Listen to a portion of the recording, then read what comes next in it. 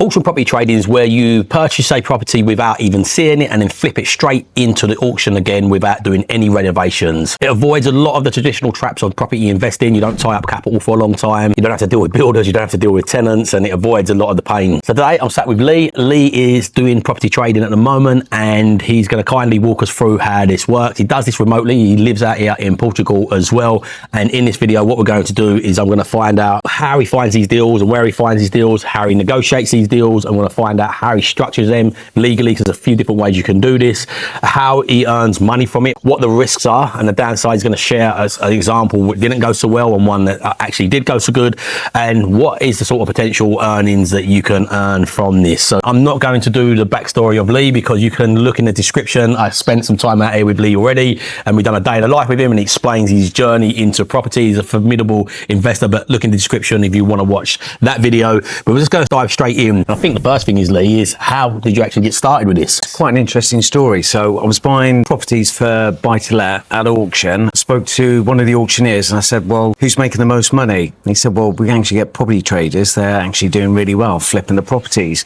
And he explained that some of them were buying it in one auction, selling it in another auction. That day I thought, right, I'm going to give it a go. So I set myself a goal, 24 hours to find a property. To sort of narrow it down quickly, I looked at properties that hadn't sold in auction that actually were still available after the auction. Narrowed it down quite a lot. Then working through Alltop's catalogue, I found a property called Costa Nostra up in County Durham. Saw this property. It was available at 70,000. So I thought, right, I'll do some due diligence on it. I actually sent the local agents, pretending I'd actually bought the property, said, what's it worth if I was to sell this? I've just bought it at auction. So they all came back and said, well, in this condition, probably worth on the open market 100,000. So I thought, sounds a really good deal. I made a cheeky offer to the auctioneer of 50,000. So they won't accept it. I said, well, look, I'll be patient. And it's all about numbers game, the amount of offers you put in. He came back to me, said, right, they're going to take the 50,000. You got to sign the contracts. And that day was like driving down the motorway. So I had to jump back in the car, tear back round, and then sign the contracts, and we exchanged on it.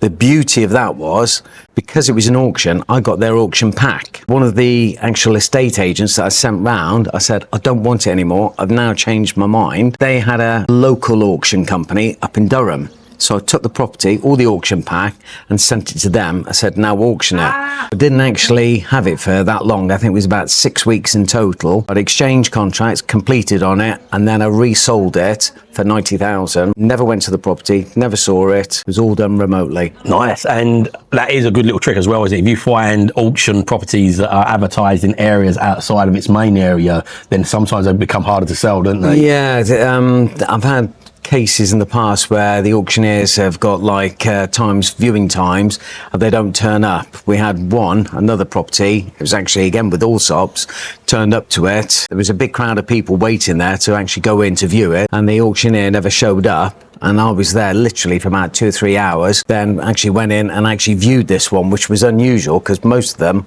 I don't actually get to see. Yeah, okay. Do you send anybody to see these at all? Or? I normally send either a local estate agent or viewer. Yeah, okay. Yeah, cool. Where you find these deals? Obviously, you touched on that a little bit. You found some from auction. What are the other ways that you can find these deals? Social media, your contacts, direct to vendor. That's what we're talking about at the moment, is it? So the Facebook ads. So deep discussions, me and Lee, on setting up, because we do the direct to vendor Facebook ads with AI and stuff like that. So we're just bringing through those, because some of these can be like really good for the flipping into auctions. Yeah, very good. But it's got to be a win-win for both people. Quite often there's a reason why they need to sell that property quickly.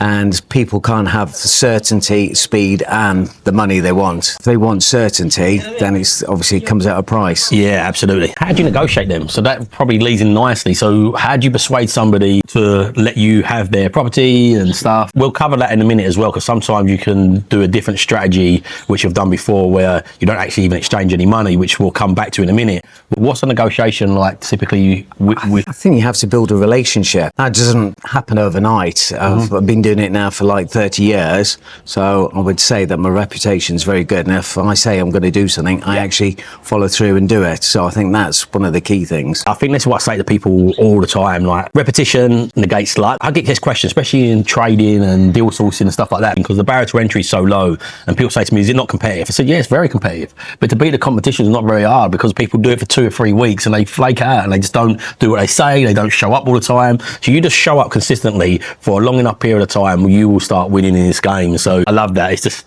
showing up, building relationships. So mainly with like auctioneers, agents, or everyone, yeah. Everyone. It's not just the auctioneers as well, it's the staff, and they do remember you if you're good. Absolutely, yeah. I'm a massive fan of that. I've advocated that for years. Structuring it legally then. So obviously there's 2 ways you can structure these, isn't there? You can either buy these or you can underwrite these. Do you want to explain a little bit around them 2 sort of different ways? So I'm quite fortunate. Most of the stuff that we do, we actually purchase it. Yep. So we buy it. You can do something called back-to-back, but that's a little bit more tricky, or you can underwrite. We've done underwriting before. We've actually done it the other way around, where we've actually put something into auction and then we've had someone underwrite it for us. So basically we had a property going into auction for 400,000, the guide price. Someone approached us and said, we'll underwrite it for 400,000. That meant that if it didn't sell in the auction, he was committed to buy that property at 400,000. The upside of it was, if it went over 400,000, we split that money 50-50. Yep. So if it went for 450, and funnily enough, it did go for 450, I ended up with 425. He ended up with 25,000.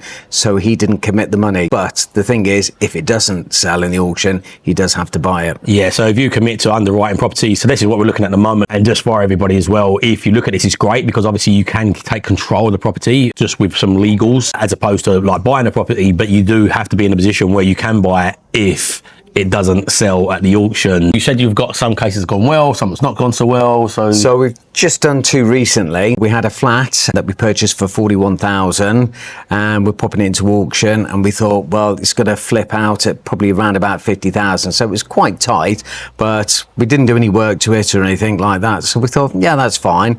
Then we got another one that failed to sell in someone else's auction. We negotiated the price for 85,000, and in my mind, it was probably worth about 125. Okay. I thought we was going to do really well out of that, so we put both into the same auction, and lo and behold, the one that we thought was going to do really well only achieved 100,000. I think after costs, stamp duty, etc., we only made about 2,000 out of it. And the one that we thought wasn't going to do so well actually sold for 66,000. So it swings and roundabouts. It's a numbers game.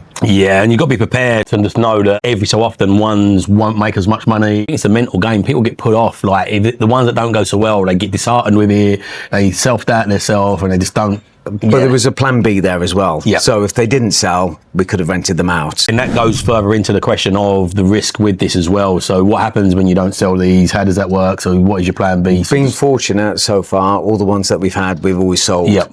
And it's making that guide price really attractive. That's a bit nerve-wracking for some people. Yep. Because we've paid 41,000 for it, and we're setting the guide. We actually set the guide on that one at 35,000. Okay, lower than you paid, yeah. And obviously, you know, it's got to be the reserve. It's got to be within sort of 10% of that. Yeah. So yeah, it can be a little bit twitchy. And the big question is, what sort of capital do you need? That's a really interesting sort of question, because loads of people think you're going to have stacks of money to get into this. You don't. One of the flips that we did was actually 2 garages, which was really interesting. I went to purchase another property and then happened to see in the auction these 2 garages. I knew the location.